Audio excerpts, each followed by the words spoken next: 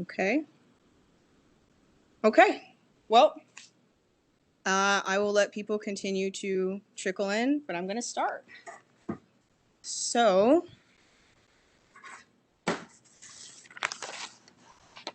all right. So, thank you everyone for coming to Black Voices on Greater China's first virtual webinar, first virtual event. I want to start by saying that I'm really excited about this, and I'm really glad that everyone shared about the event and encouraged the project to continue. That was something that was really important, especially considering all the COVID-related disruptions that started in the spring. So I really appreciate that. First, I want to give a quick introduction to what Black Voices on Greater China is. I started this project actually about a year ago, and then more recently began working on trying to create an event that would amplify the voices of Black scholars, practitioners, students, and just the general population who are interested in China-related studies and issues, especially now as it becomes very apparent that COVID-related discrimination in China, the deepening relationship between China and Africa, as well as the growing awareness that there are Black people in this field who have many opinions that they would like to share about this issue. All of those issues have become more prescient, especially in light of recent things that have happened in the U.S., protests of discrimination, the heightened discrimination against Asian Americans. There's so many issues that we could discuss. But today we're going to talk about the relationship between China and Kenya, more specifically the impact of China's Belt and Road Initiative in Kenya. What is this Belt and Road Initiative? For those who don't know, the Belt and Road Initiative is a very large global infrastructure project. It's actually it's actually led to Kenya's largest infrastructure project since independence, called the Mombasa-Nairobi Standard Gauge Railway, connecting Mombasa to Nairobi. That was launched in 2017. The BRI was announced by CPC General Xi Jinping in 2013 as the government's signature vision for reshaping its global engagements. Also, it's known as the One Belt, One Road Initiative, the Silk Road Economic Belt, and the 21st Century Maritime Silk Road. It is presented internationally as strategic and comprehensive in scope and essential to the component of China's twin objectives of achieving national rejuvenation and restoring China as a great power. 60% of the world has in some shape or form signed on to participation with the BRI. This involves a series of infrastructure projects happening all over the world, as well as financial loans and other joint projects between China and the rest of the world. So, in light of all of that, I wonder, and not just I, but many scholars wonder, what is the nature of the BRI in Africa?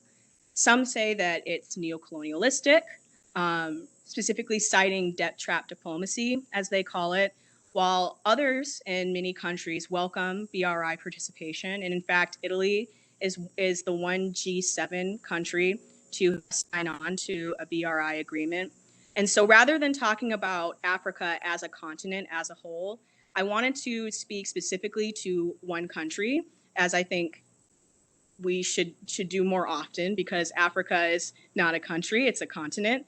And so I wanted to dig into what has been the impact in Kenya.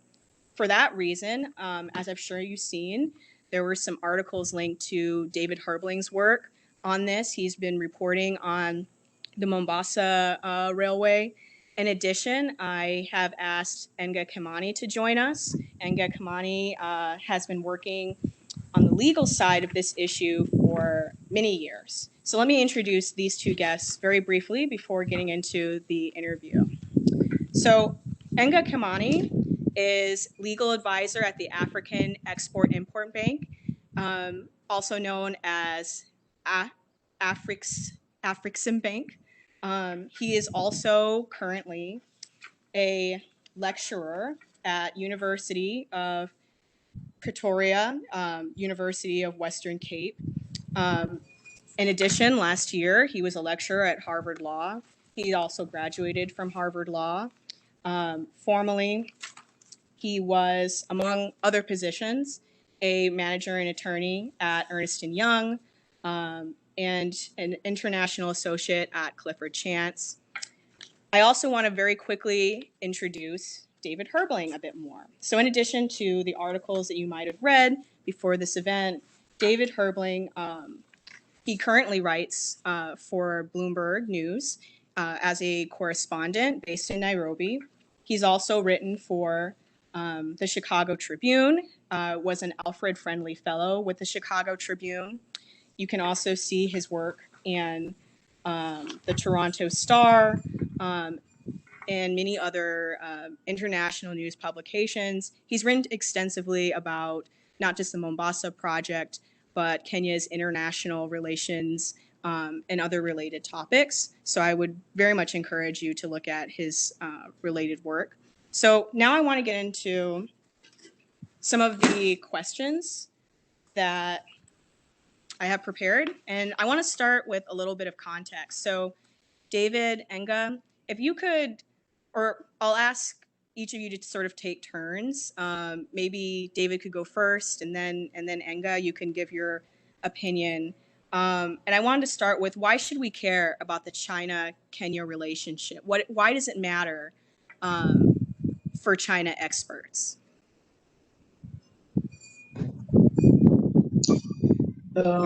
Thank you, Kori.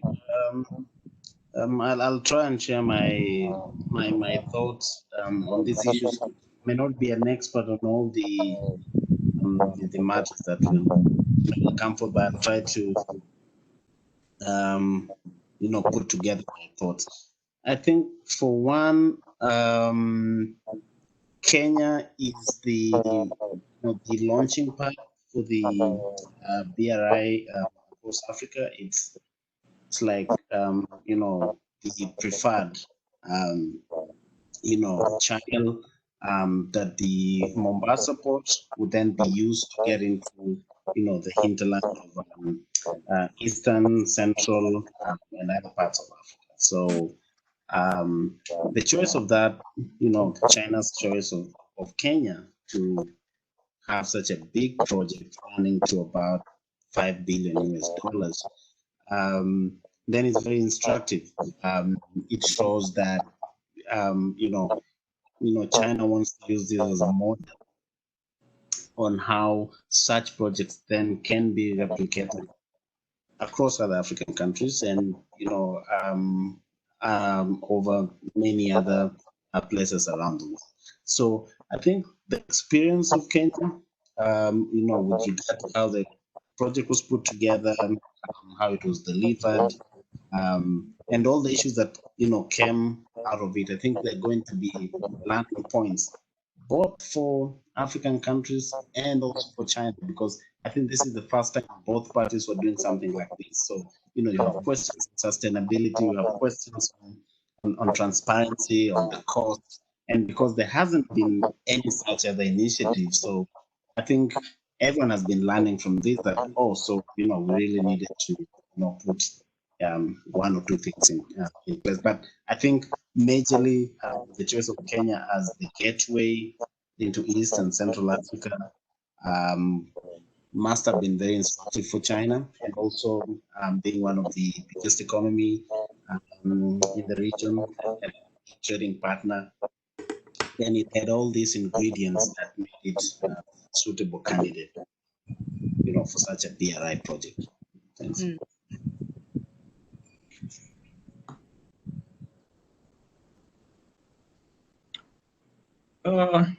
Yes, Kori, and thanks, David, for that nice introduction and a general overview of the significance of this project, taking into consideration the entire continent. So I think being a legal scholar, I will just look at some of the issues which I believe are case studies or are coming up from Kenya being one of the first countries in Africa where we see the implementation of China's Belt and Rail Initiative. So I think it was very strategic for China to start with Kenya, given the strategic nature and position of Kenya within the continent, and given how that fits into other regional initiatives that are going on. But from a pure developmental and legal perspectives, I think there are a series of issues that have come up, and which I believe will set the pace for other African countries' engagement,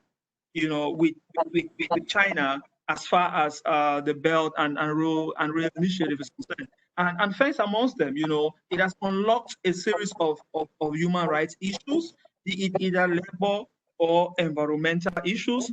So in the past, there have been just so many issues relating to China's investment on the continent, and very little or no regard was paid on environmental or human rights issues. So this has come to the fore, and the way it will be dealt with, right, it will showcase, or it will set the pace for subsequent engagements on the rest of the continent.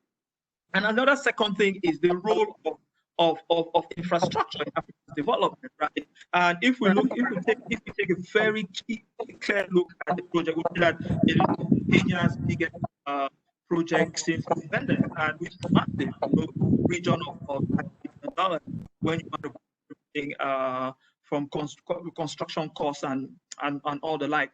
So it also shows how significant this is, and if this is how the Belt and Railway Initiative, if it's kickstarting it, China has made a bold statement, right, to involve in this kind of huge infrastructure. So I think it will also show how other projects, right, will be carried out. It will show the magnanimity of projects of this nature. And I think it's a very bold statement that China is showing out there from an infrastructure perspective, because if you look at what is happening now on the continent, Africa lags behind in terms of infrastructure. The infrastructure deficit or gap is significant. So with one of such projects, right, looking at it from a face value, so it shows a very strong statement.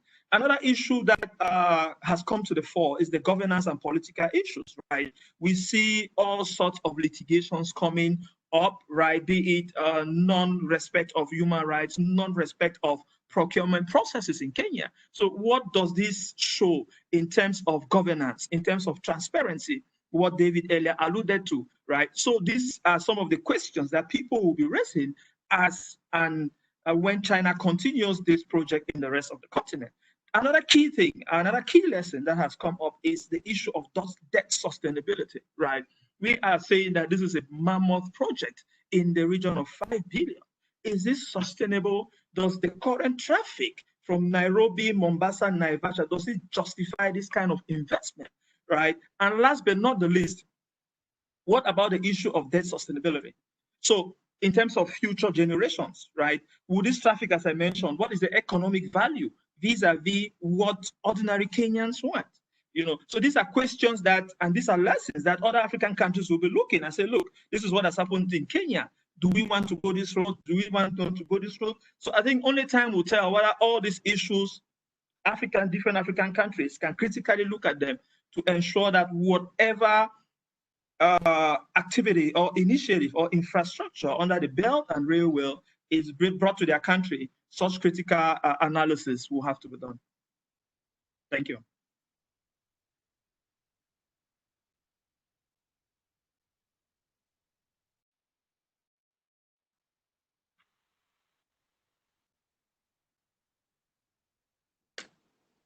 Sorry, I just realized my mic was off, because that way I can prevent the echo from happening when you two talk. So given that both you and David touched on the extent to which Kenyan interests can be protected or not protected after BRI agreements are reached, and the lack of transparency that surrounds these agreements, I am wondering, from both of your perspectives, a journalistic perspective, but also a legal perspective, are there policies that seem to favor Chinese companies or ventures or workers when infrastructure projects or other projects in Kenya are underway? Have you found that to be the reverse happening when Kenyans are in China working? What is your impression of how Kenyans and Chinese are sort of navigating these joint ventures? And we can start with David and move to you, Enga. Right. So, I mean, it happened that in the last, decade or so, there's been a lot of Chinese, companies, especially the big ones that are backed by the states, moving into Africa and bidding for jobs. Now, there are two issues that I see here. One is that the Chinese companies come with a lot of muscle, both financially, technical. And so when they bid for these jobs, say it's a complex, plant that needs to be put up, or it's, this huge road, or, it's this railway, then, from the word go, you have very few local companies that have this capacity. So on that bid, then, they start, they have a head start. And then, it comes to the whole question of funding. So the Chinese have come up with this interesting model where their contractors bid for jobs in Africa, and they sort of also say, if you tell us to build this stadium for you, we can also arrange the financing from China Exim Bank.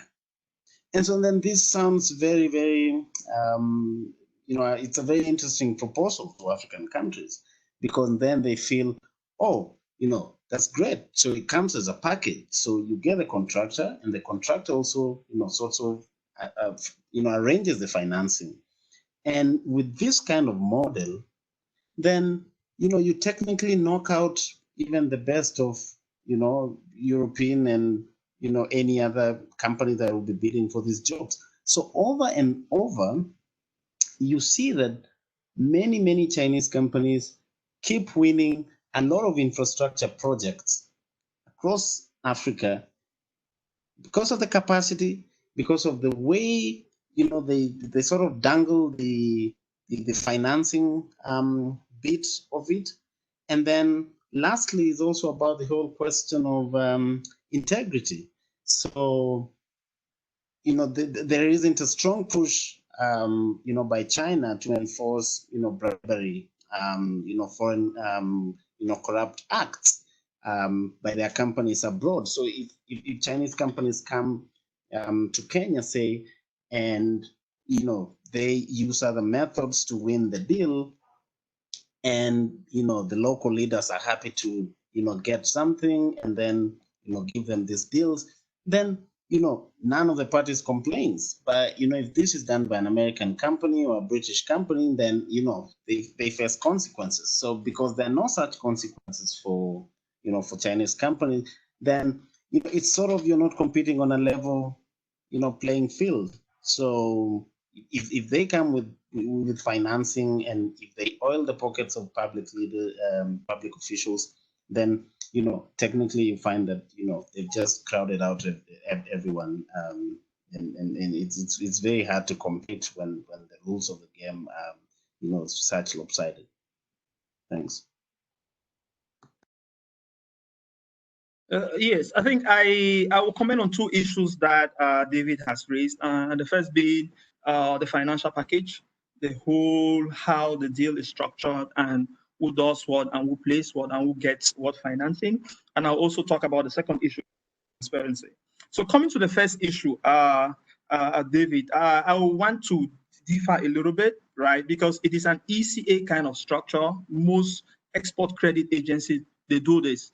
That is, you have the contractor, and the contractor, or you have an ECA, that's an export credit agency, be it the Swedish one that we do a lot, be it the Danish one, be it, so they say they will finance, but some of the some of the inputs to the project, like the equipment or the material, comes from their home country. And it is usually very cheap. I've done a lot of ECA financing, be it with Chexim, the UK DV, and most countries do this. But I think the distinguishing factor, so it's not only typical to China, it is a proven, tried and tested form of financing. But I think the difference is when it comes to transparency with the documents, right, with the agreements. What are the fine lines, what are the fine prints in the agreement? Who gets what? What is the tenor? What is issues relating to labor, right? Issues relating to subcontractors. I think that is where the bigger issue comes into play, because for the most part, most people on the continent do not even have a sight of visibility of these contracts, right? And sometimes people who even sign and negotiate on behalf of some of the African countries are not, in all due respect, lawyers who are comfortable with financing or understand this financing structure. So there is some kind of an opaqueness in it, and this is what people are questioning. And this brings the issue of bribery and corruption, right? Because if there is no transparency or accountability and people do not really know what is happening, right, it creates or it facilitates bribery, incidents of bribery and corruption. Contrarily, if you look at all the other countries that reuse the ECA structure, be it US Exim, the Danish defeat, the German funds, there is clear transparency. You can pick the contract, you can read the contract, you can analyze the contract, you can provide this, you can say this, you can say that. So I think that has been the big issue. And more importantly, and recently, you have pieces of legislation that have been enacted in these countries, right? In the UK, you have the UK Bribery Act of, I think, 2002 or something, which makes it holds British companies, their advisors, consultants, etc., liable for acts committed even out of Britain, if you can show evidence of corruption and evidence of bribery. So too in the US and so too in many jurisdictions. But this is not the case for China, So this is why, there have been so many questions on some of these contracts, some of these agreements, some of this financing. And recently, as David can testify, some of the cases that have come up in courts in Kenya about this, it's about the transparency. Nobody knows what it is, who signed what, it is as if it's meant for a few people. So I think these are some of the issues that, have come to the fore, and people are questioning. People want more transparency, people want openness, people want accessibility, etc., etc. Thank you for making those points, Enga and David. So both of you really honed in on the debt trap diplomacy aspect of the BRI. And so related to that, I wonder, what are your thoughts on the possibility that China might forgive some of this debt, especially now that COVID has kind of put a halt to so many of the BRI-related projects? Do you think that it's something that will actually happen? Will there be partial debt forgiveness? What is your perception? And we can go in the same order that we did before. Thank you. I sort of see it as a catch-22 for both the African countries in China, because for one, China looks at these loans as assets, assets abroad that should earn them some income. And given that they're also experiencing a slowdown because of the virus, I would imagine they are thinking that these other investments that we made abroad and in other places, this is the time that we should now sort of get them to fill in when everything else is going down. But I believe there is a window also for the African countries to sort of negotiate these contracts, sort of a standstill, or do trade-offs in some way. But what will be the biggest challenge here is that, as Enga said, these contracts are not public. We do not know the terms. We do not know if there's say a clause that would allow any African countries to sort of declare a force majeure and say because of the virus we are unable to pay this debt, and So we don't know the terms. We don't know what situations would sort of call for a force majeure. We don't know, what would cause a standstill. So because of all this, the secrecy around these contracts, I think then it is only left to the bilateral parties, to meet at the table and discuss. And I would say it sort of gives China an upper hand to, even now deepen its, influence across Africa, because if you have a majority of countries that are hugely exposed to China, I mean, then, China can use that as a leverage, to sort of deepen, their relationships in a sort of give and take, arrangement.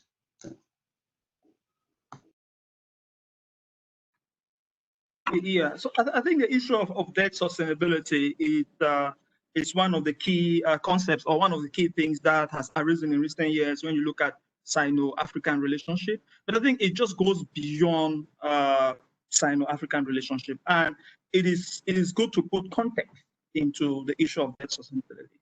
And if you look at the history of Africa's debt issues, you would realize that in the late 70s to mid 80s, right, there was a serious dip in commodity prices.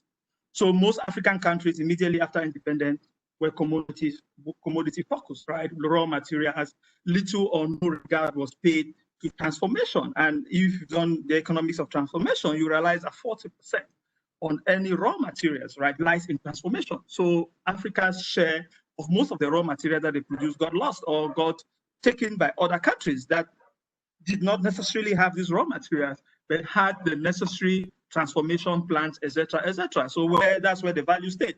African countries started getting indebted, and when the commodity prices crashed in the late 70s, 80s, African countries suffered terribly, and they started borrowing at significant and unsustainable levels, right? So you had now the Washington Consensus that came into place, and which was some kind of an agreement with IMF, the World Bank, and the US, and they brought in governance and other kinds of mechanisms for African countries to adhere to if they want this debt to be forgiven, right? So you see the Paris Club, the London Club, all these things came to the fore.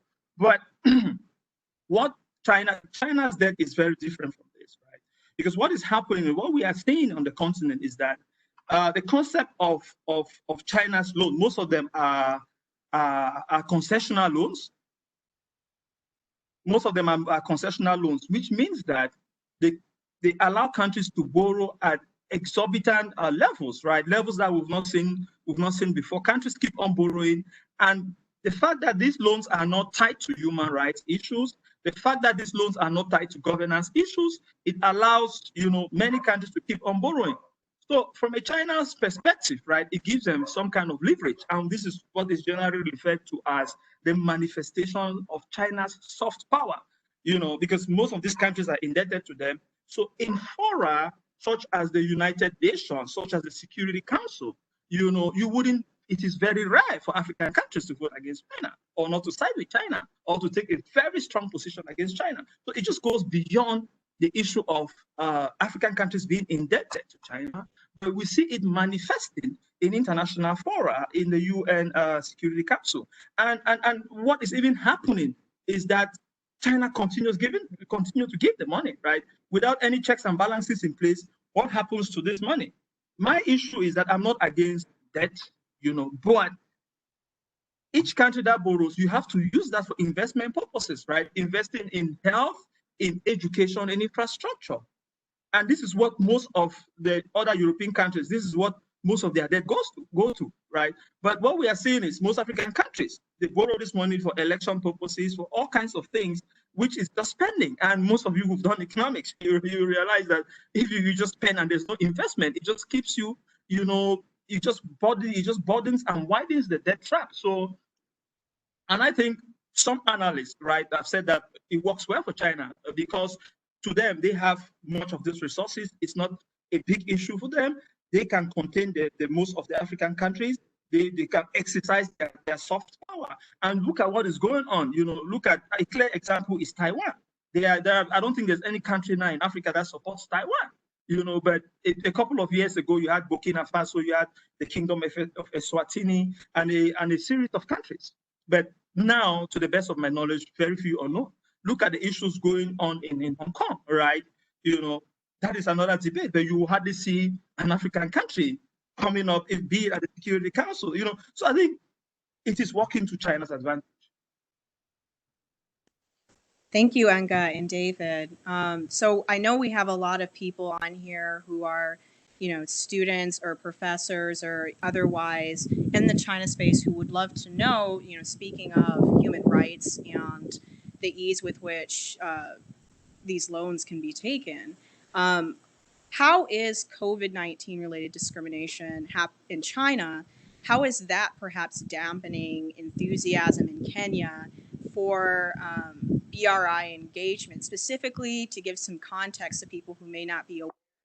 In China right now, we've seen Africans who have either been within the country or returning to the country to, get their things or return home, have just been kicked out of their housing, have been refused service at restaurants and other retail, have been subjected to random testing that is invasive. And this is not a new issue. Racism, of course, is a global problem, but in China, it has been specifically an issue for African migrants, especially as in places like Guangzhou, the population increases and there seems to be an increase in cultural tensions between, Han Chinese and the people who migrate there. And so I do want to have an opportunity for people to hear about, especially someone who might, from people who might have firsthand experience with these topics, how that is impacting the relationship between Kenya and China, and beyond that, in the larger context of Sino-African relations. And we can start with David and go to Enga. Just before I respond to that, I'd like to say something with regard to the cost of borrowing from China. It's not. It will not be. It's not factually correct to say that much of the Chinese lending to Africa is concessional. And if you look at the lending that was done for the Kenya Railway, it was in two tranches. So you had a semi-concessional loan and a commercial loan. It was actually tied to the LIBOR rate. So if you then look at it at that, from that angle, then you see the cost of this facility was not really, as concessional as if these funds would have been contracted from AFDB or the World Bank, who would have given a long grace period and probably interest rates of about 1% or something in that range. Then if I move to address the question of COVID and all that, I think what needs to be separated is that for China you have you have the people relationship and you have the government to government relationship. So at the people level, there was a lot of hue and cry, not just in Kenya but across the continent, and people saying, oh, I mean, why are Africans being discriminated? And we do a lot of business with China, and they have a lot of investments here. A lot of traders. It's a two-way trade and investment. But I mean, if you observe the body language of governments at that time, I mean, few, if none, of the African governments came out publicly to lash out at China, because the way the Africa, and China relationship works is that, it's sort of they don't trade barbs, publicly. it's the Chinese way of doing things. I don't criticize you publicly, so, you also don't, answer me back. So, so governments went into a lot of, backdoor and backroom, diplomacy to try and, just bring this down without, involving a lot of casualties. And that's just, that just tells you a lot about the relationship between China and Africa, and even how they do business and investments.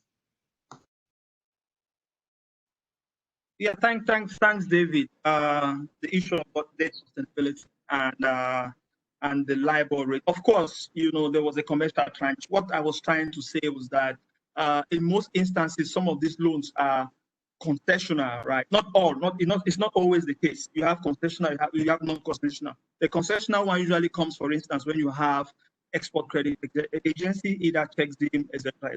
But by and large, you still have some commercial tranches that are above market rates. So thanks for pointing out that.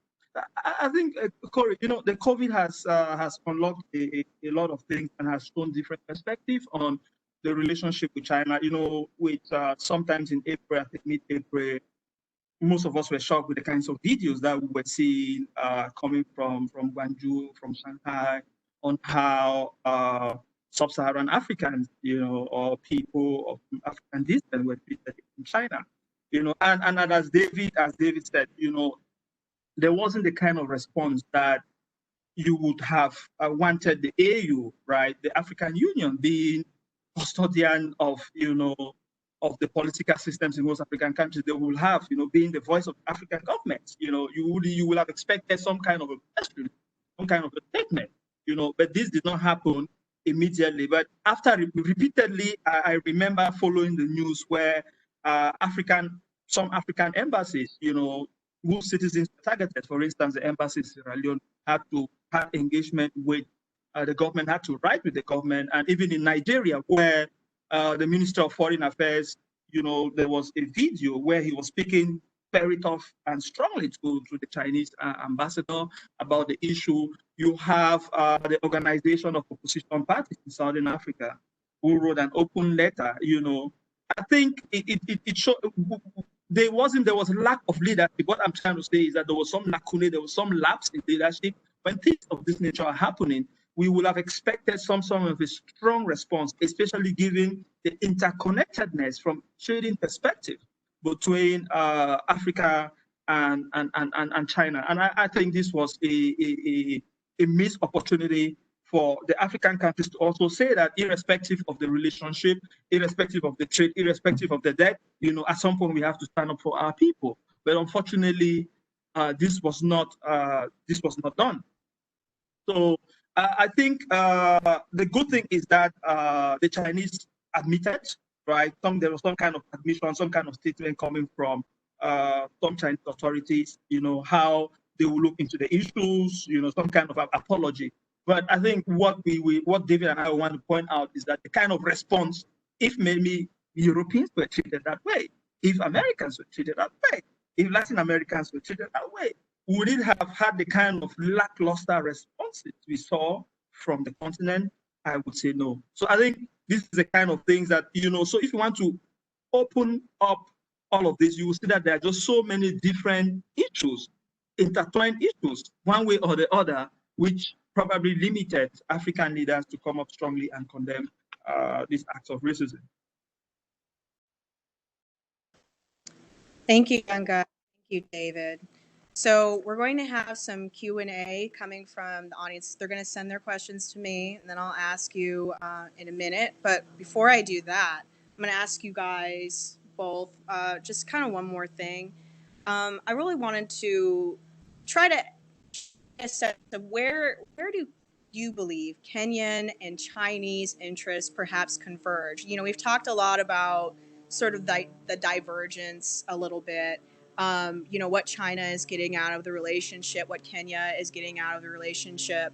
Do you think that it's just a dangerous road that Kenya is on, or do you think that there are points that, everyday Kenyans and the Kenyan government can agree that they would like out of China BRI project? And if so, what are they?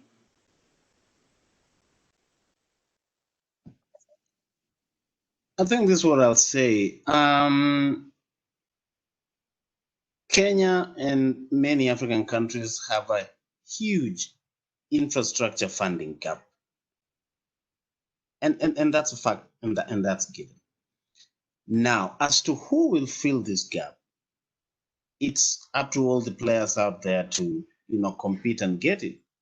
As we speak, China has come forward and shown that we can take a substantial bit of this infrastructure gap. And African governments are very, very, very thirsty. They need roads, they need railways, they need bridges, they need stadiums, they need all this. And somehow, it is not a question of if these projects are needed. It goes without saying that, this continent in terms of connectivity is lagging behind many, many other continents. So you need these roads, you need these highways, you need these railways, you need these ports, you need power plants. So with this need, then it's just sort of a natural fit that any country that is expansionist and wants to go out and fill this gap, we'll find a natural partner, in Africa. And then if you really sweeten the deal in this what they call the the contractor plus the funding model, and the funding is quite easy to not very complicated to address, then it's a natural fit. So I think the question we need to ask is, yes, there's a funding gap. There's a huge funding gap across Africa, and they need these railways, they need these power plants, they need these projects. The question would be then, they need it, but at what cost? Are these projects, are they high yielding projects? How do they need to be? It's sort of in an order of priority. Where do we start? Which ones can give us very quick returns, to grow the economy, and then work on the other ones. So I think China woke up and smelled the coffee, and in the new year, Africa, there's all these opportunities, and go for it.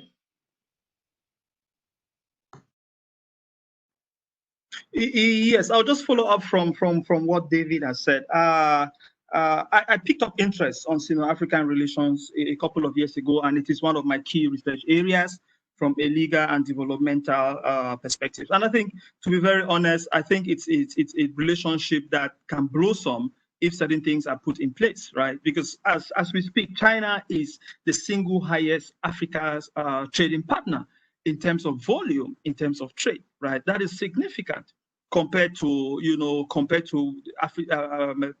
Africa's trading relationship with the EU, with the US. China is the most single important trading partner. So this is, which means that whether we like it or not, we have to trade with them. But more importantly, right, Africa has the biggest infrastructure deficit in the entire world, compared to Latin America, compared to other places. And I've had the good fortune to do projects in almost 40 plus countries on the continent. And you go to these countries, you would see Chinese contractors building bridges, building roads, building railways, building seaports. And this is what we need, right? This is what we need. And they are doing it. I believe that this should be encouraged, but we should take some kind of a very critical approach in terms of the relationship, right? I think it can be enhanced to work both ways. We can have a win-win situation. First and foremost, what needs to be done is that we must have some kind of policy coherence, right? So what is missing on the continent is policy coherence. There is a lot of inconsistency in how Sino-African relationship is formulated, is articulated, is implemented, and it is enforced or analyzed, right? Every country has different kinds of trading relationship with China, and that is why we call that most of the contracts, for instance, it should be open to the public. Because what is happening is that what analysts are suspecting is that they are doing a divide and rule game, right? They go to this country, which gives them the best opportunity, they jump to the next, right? So that incoherence now works to their advantage. So I think African Union and African institutions, the Pan-African banks, should come out strongly and support African countries and government. And secondly, right, we need to put in place facilitative, legal, and strong regulatory infrastructure, right, where you see issues on human rights, be it labor rights, be it environmental rights, are protected, so that there should be some kind of quasi-level playing field. Because what other investors complain is that, okay, look, if I come to Africa and do whatever, I will be held accountable when I go back to the countries. So the European investors, the American investors, they are afraid of issues of liability, right? Liability not only in Africa, but just that you can pursue them in their respective countries. And there are a whole lot of very strong institutions in this country that will not permit them to do whatever they want to do on the continent. So I think these are some of the engagements. These are some of the issues that African countries, right, African regional institutions have to consider in order to make the relationship a win-win. Because from a very personal level, I think I look at it from a positive light. There are all sorts of issues and this and that, but I have been to areas in Africa where we don't have electricity, and we see Chinese companies coming to invest in power plants, etc., infrastructure, and that's what we need. So I think we have to reconsider the relationship in a positive way, but try to put these policies and measures in place so that it benefits the parties.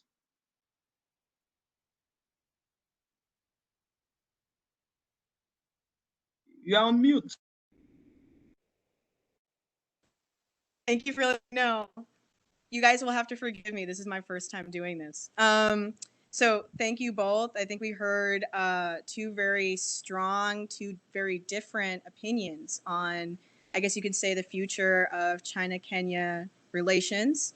We heard some also really great suggestions on how to work on the relationship and some ways in which we can be critical and keep an eye out for issues that, may get worse, or, if we're being positive, could get better. But it sounds like it's going to take a concerted effort if we want to make the relationship better. So that said, I'm going to ask a few questions that have come in. So one question is, are there environmental concerns from OBOR? Seems like something China didn't prioritize in their development. China learned from that history. Oh, One Belt, One Road. Okay, great. Yeah, so I guess I'll let both of you answer that question first.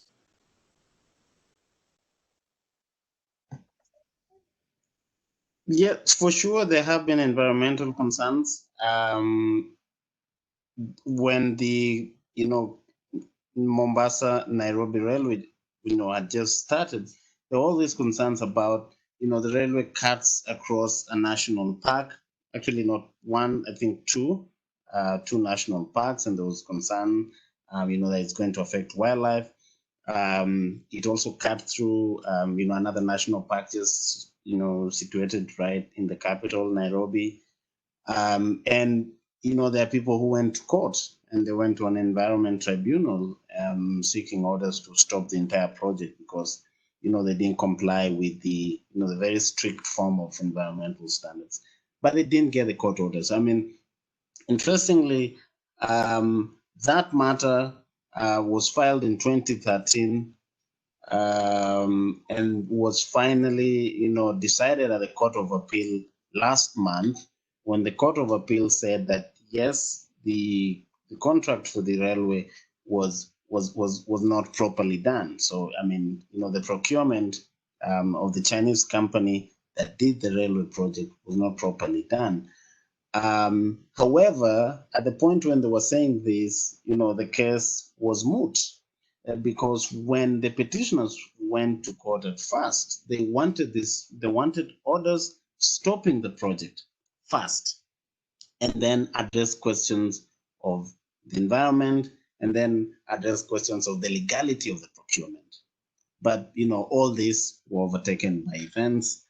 but finally the court ruled on the validity of the procurement.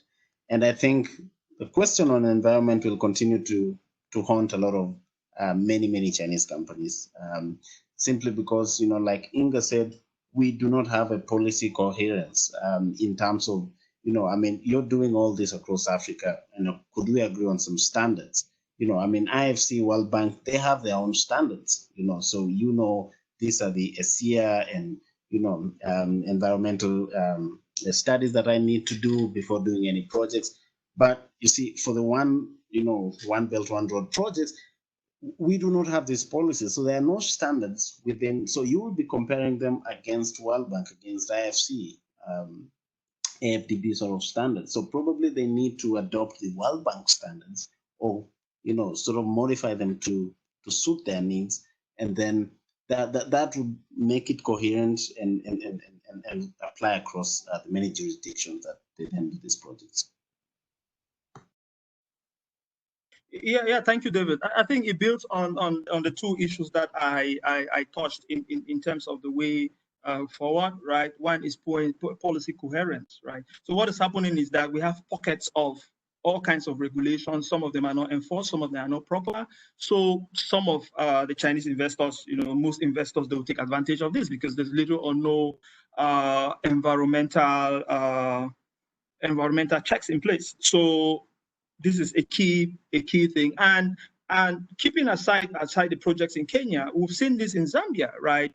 If you go to the copper belts, the Chinese companies invested a lot there, but there have been serious issues. I think one of the countries where environmental and labor issues have come to the fore, and at some point almost taking the government, or toppling the government, because one of the governments in Zambia came into force on the back of the fact that he will kick out all the Chinese because of all these issues that were going on, right? So it really shows that there was a lot of problems. But these problems arise, they come to the fore because we don't have strong institutions, right?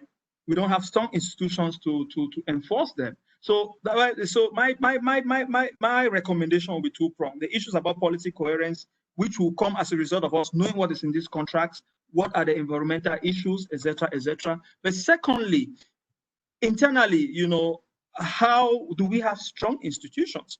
You would see that in Nairobi or in Kenya, it could go that far because Kenya to a large extent has strong institutions compared to other countries. People will know the issues. Kenya has a strong civil society system, a strong civil society culture compared to other African countries. That's why you will see it will be the civil society that have pushed this matter all through the courts to the courts of appeal. So these are kinds of things we need. These are kind of checks and balances that we need in order to ensure that there is a win-win situation. Keep up with questions here. Thank you. Okay, so I think we have some questions in the group, but first I have another question someone sent directly, and that question is, I am interested in hearing more about the social interaction at the ground level between Chinese workers and local workers in Kenya. Given the influx of Chinese capital, materials, and people, how are the Chinese perceived by local Kenyans?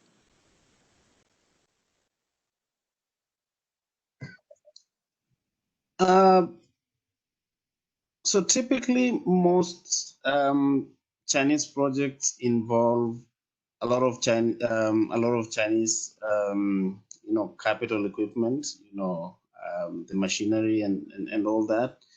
But also an interesting aspect of Chinese projects is that they also come with a lot of, Chinese labor, and this was a source of concern during the construction of the of the Mombasa-Nairobi Naivasha Railway.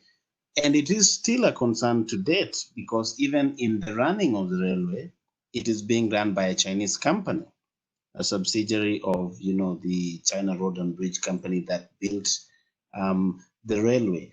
And Kenyans are asking, is it that there are no Kenyans who can run this railway? And the response that has been given so far is that, there's some sort of skill transfer that is being worked on, and then eventually, the project will be Africanized. I think that takes us to the whole question of, we need to have some policy coherence on how these things are done. What level of local materials do you need in these projects? Use of local labor. Do you need to have some preference or quotas that are set, for local contractors? The Kenyan law provides for 30% of any contract being undertaken by a foreign company to be ceded to a local company, and then you form sort of a joint venture and then undertake the project. But during the construction of the standard gauge railway, one of the biggest brushes that were there at that time was supply of raw materials, especially cement. China was importing much of the cement for the railway, yet the Kenyan cement companies actually overproduce. So they what they produce doesn't match what is taken up. And they were really looking forward to this project enhancing, their sales. And most of them had actually geared up, to supply cement. And there was a lot of push and pull between the cement manufacturers and the local and the Chinese contractor before later on they could agree sort of on a quota that they would take the local materials. And so there's a lot of brush between the Kenyan manufacturers, suppliers, laborers, engineers, and site workers who want to take these jobs, but they also find that part of the package is that the Chinese come with with some of these things. Yes, just a couple of things to pick out from what David has said, which it's very common in different African countries and jurisdictions. I think first and foremost, since most of us or most people don't know what is written into these contracts, right? It creates some kind of an ambiguity, and this ambiguity now makes it possible for some of the contractors to bring all kinds of labor, from China, things that people on the continent can do. So this has created a lot of friction. Right, it has created a lot of problems between some of the locals and some of the Chinese. And the question is, what about transfer of skills, right? In most of the foreign direct investment contracts that people sign nowadays, you have a huge portion or a section that talks about skills transfer of technology. And the investor is given a period of time during which you must have had a series of locals into certain positions, right? So we cannot tell for sure whether these are some of the issues that are covered in these contracts, right? So it brings to the question of transparency. So how do you judge this? That's why you would see just so many different forms of laborers coming in and doing things that can be done. And another problem is that these contracts, to what extent do they derogate from national laws, right? Because most African countries have local content laws, right? So, but some of these treaties, some of these documents, some of these agreements, right, they have exemptions and they give certain privileges and certain waivers of the non-implementation of these local content rules. Something that the government they go and sign, but the local companies did not make any input, the people do not make any input, So it starts at the institutional level, right? Once these things are opened up, people can question, people can judge. We can start seeing that this policy coherence that I talk about, this strengthening of legal and regulatory framework, because everything revolves around what was signed, right? I cannot totally blame the Chinese because, it is negotiation. Everyone wants to have the best, probably they put this in the contracts. I blame our administrators. I blame our representatives who are negotiating these things, who are, creating all kinds of waivers and exemptions to national law, which waivers and which exemptions are not applied across the board. And sometimes they are couched in secrecy, right? Which kicks internal competition, So I think it all starts with what is written in the contract. How do we ensure that, our own laws, because we have some countries, they have these laws, but if in all the contracts that we sign, if we say they are not applicable, we waive them.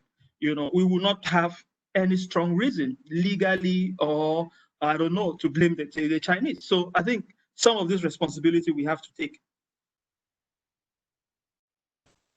Thank you, Enga, and David. So I'm really loving this conversation. It looks like we are a little over time, and so I want to respect people's questions, but also respect people's time. So here's what I'm going to do. This is not like the last webinar, like in the history. So hopefully everyone will tune in for another in the future.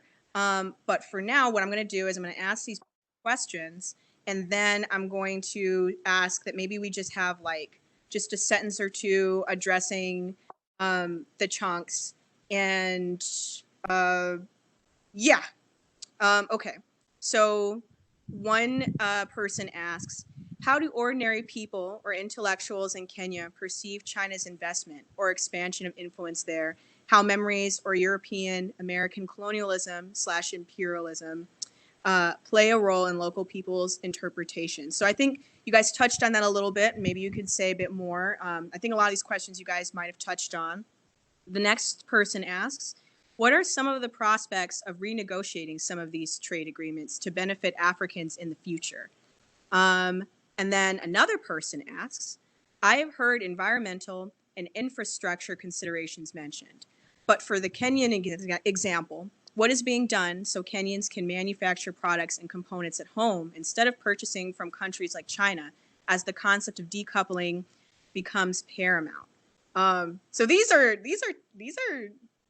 great questions, but and require a bit more than a couple sentences. But we're gonna shoot for a couple, and then hopefully in the future we can keep the conversation going on this.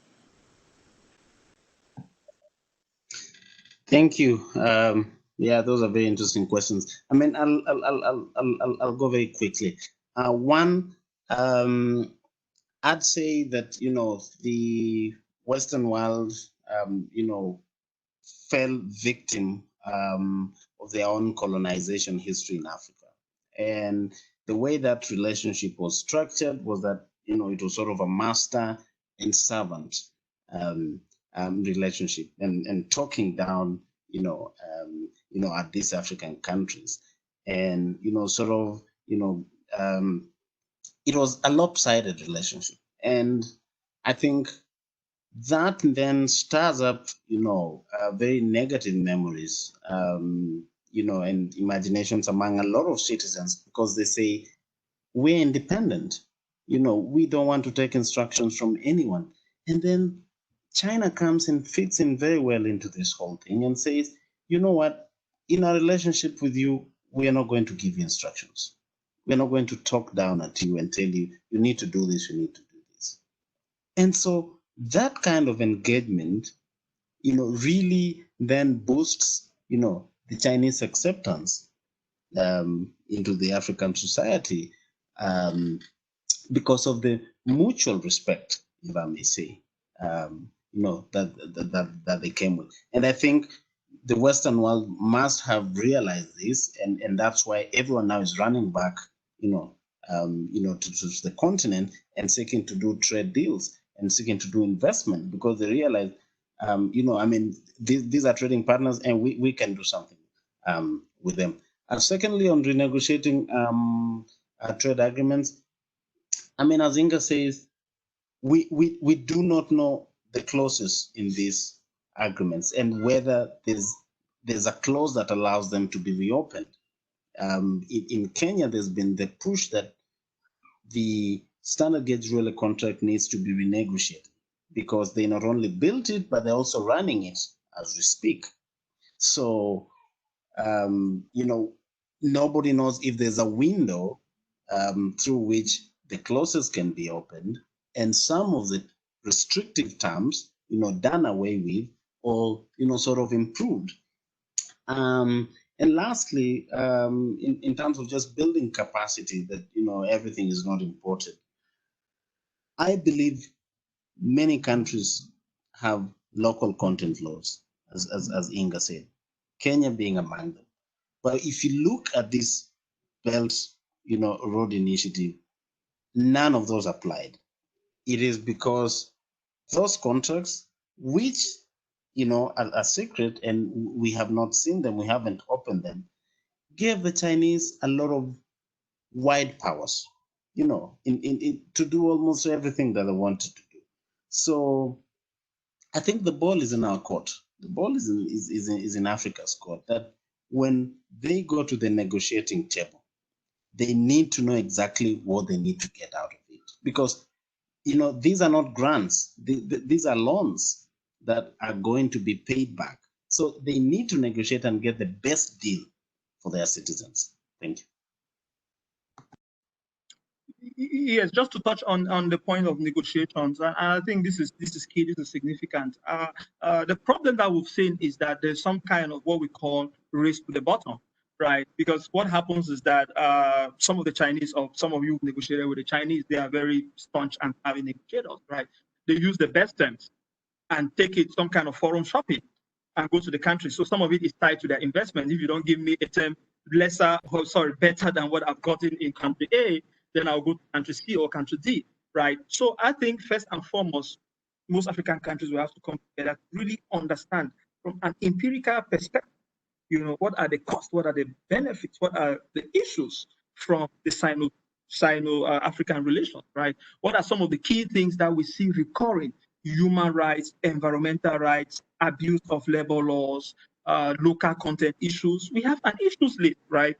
If the current contracts do not permit us to renegotiate, there is scope for so many different contracts to come in, But I think we must come with one voice, because what is happening in, we have 54 countries, different political systems, different judicial systems, and with different interests. Sometimes the interests are not aligned, So that's why we say we have to encourage some kind of a regional approach, right? And with the coming into force of AfCFTA, it's unbundling just so many things, because we have gradual erasing of tariffs, etc., and you can easily, in the next few years, what you would be taxed probably in Cameroon will be similar to, or will be at the same level with this particular country. So it will not give scope for things like this. So I think we need to develop an issues list.